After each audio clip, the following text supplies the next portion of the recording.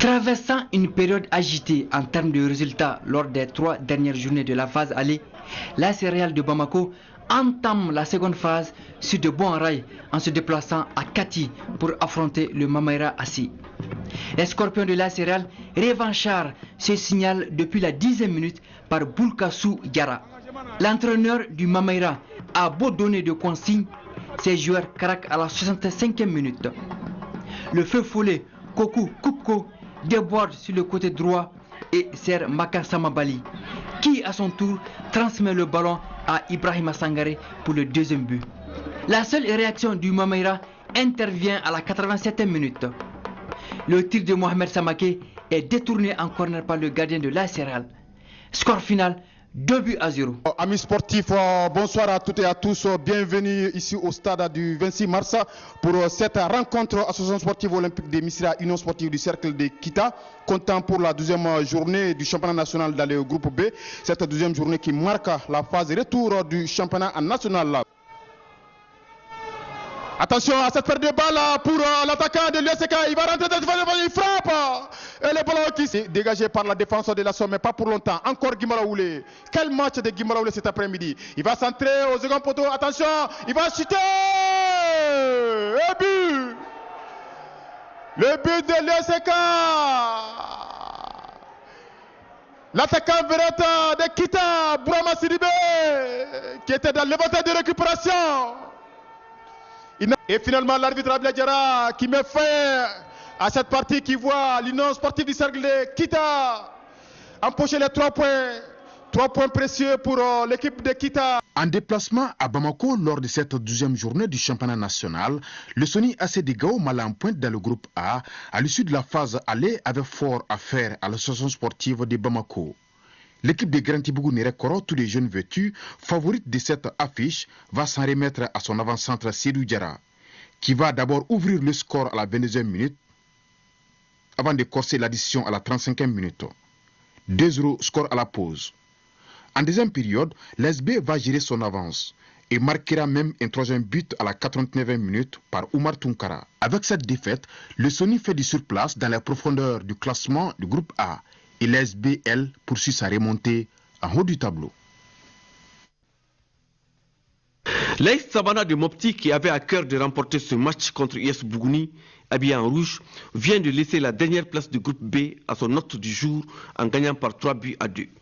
L'équipe de Mopti signe du coup la première victoire à domicile après 12 journées. La seule victoire jusqu'ici remportée par Sabana remonte à la 3e journée et c'était contre les Black Stars à Bamako. Pour ce match du bas du tableau, c'est les joueurs de l'US Bougouni qui s'offrent la première occasion de but par l'entremise de Moussa Kone dès la 5e minute. Et à la 15e, ils ouvrent le score par Moussa Diakité. La réplique des jaunes de l'AS Sabana ne s'est fait pas attendre, puisque 5 minutes après, ils égalisent par l'intermédiaire de Lamine Kone suite à un cafouillage. Ce but égalisateur galvanisa les Mopticiens qui prennent le match en main. Cette belle domination est concrétisée par Chris Bengue qui marque le 2e but juste avant la mi-temps. Le début de la seconde période est en faveur de l'US Bougouni qui domine légèrement la partie et obtient même un penalty à la suite duquel le second buteur de Sabana, Chris Bengue, sera expulsé. Le penalty, lui, sera transformé par Anthony Diakité à la 54e minute. À 2 buts partout, et alors qu'il joue en infériorité numérique, les poulains de Bayon Djenepo ne se découragent point. Ils multiplient les initiatives et finissent par marquer un 3e but par Diarra Kouyaté.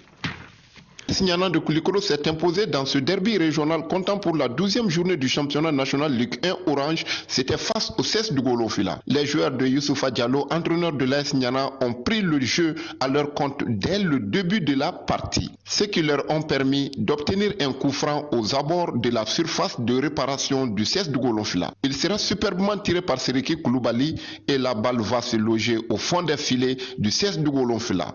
1-0. C'est le but qui nous conduit à la pause. Au retour des vestiaires, les deux équipes jouent à la prudence. L'AS Niana pour corser l'addition, quant au CS de Golonvla pour ne pas prendre un 2e but. C'est dans cette méfiance des deux côtés que Fagnon Fomba, en toute fin de partie, surprend Boubacar Kamara, le gardien de but du CS de Golonvla, sur une frappe qui leur permet de doubler la mise. 2-0, score final. L'AS Niana remporte donc ce 2e acte du derby de la 2e région. Le CSK en mauvaise posture se devait de gagner pour soigner son classement devant le Stade malien de Bamako en blanc, leader incontestable de la poule B du championnat national. Une équation difficile pour les boys du centre Salif Keita.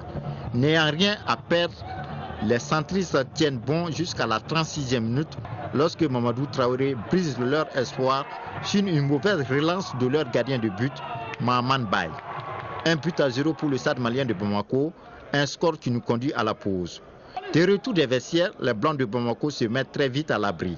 À la 48e minute, Saouti Traoré reprend magistralement un centre de Demba Diallo pour le 2-0. Dès lors, les sadistes se baladent sur la pelouse sans pour autant concrétiser les multiples occasions.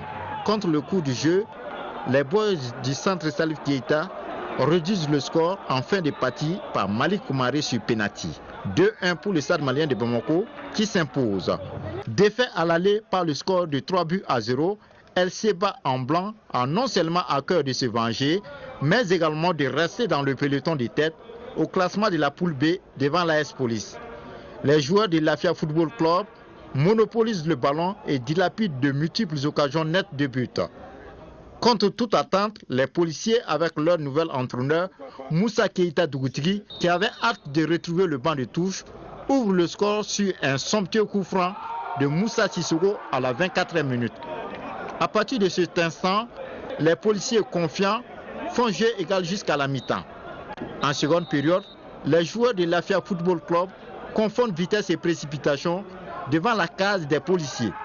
Acculé, Dougoutri recadre ses poulains et met en échec toutes les tentatives des pensionnaires de l'Afia Football Club. La phase de retour du championnat national de Ligue 1 commence par ce match Yélin Olympique COB. Le premier tout de blanc vêtu fait partie de la liste des équipes qui luttent pour le maintien. Une équipe du COB qui a du mal contre les premiers, Yélin Olympique a toutes les cartes en main pour frapper un grand coup. À la 37e minute, Sagatila profite de largesse de la défense du COB pour ouvrir le score. 1-0 à la mi-temps. À la reprise, une nouvelle erreur de la défense du COB et la sanction est immédiate.